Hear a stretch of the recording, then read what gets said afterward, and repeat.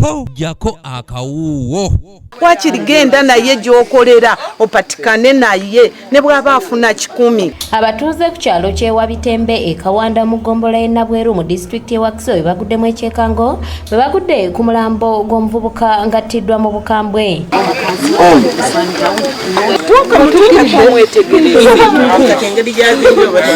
Attiddwa Essence Kogolooba George Bush ng'abadde mutemi wa nnyama ng'ono kumutta kigambibwa nti yabadde aliko ekkolero lye yabadde ayingiddemu okubba ng'eno abatuuze gye bamusanze ne bamukwata. Baagala byamangu kyekibaleetera embeera bw'etyo.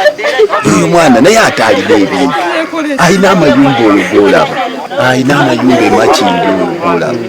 Golooba yabadde ne banne basatu nga bo basobodde okusimattuka we batyo ne badduka kwe kusalawo okugobako omukkakana ng'ono gwe bakutte. Abatuuze basabe abavubuka okunyiikira okukola okusinga okwenyigiranga mu bikolwa eby'obubbi. Abaana kubakubiriza bakole bava mu ebyo ebyokulowooleza mu kubba okubba tekulimu makulu bajja kubba bakwate babatte. Abaana bakole oba Museveni agula amasomero abaana badde ku masomero.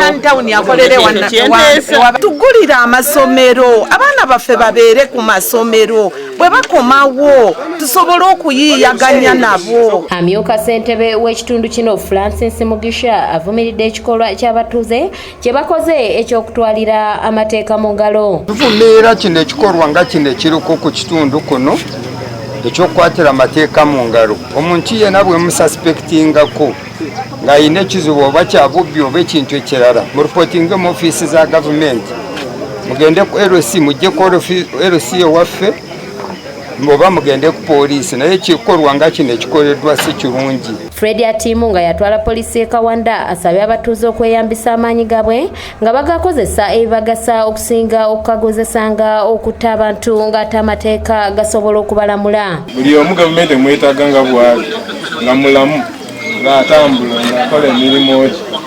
Omuntu abanga ayinamu ensobi nga tasobola kukola bulungi amakomera gavumenti ye gazimba weesobola tuddaabiriza ffe ababa bakyamyemu.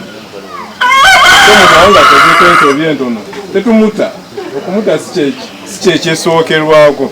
Oluvannyuma poliisi e Kawempeze n'eggyawo omulambo ne gutwalibwa mu ggwanika ly'eddwaliro ekkulu e Mulago nga n'okunoonyereza bwe kugenda mu maaso.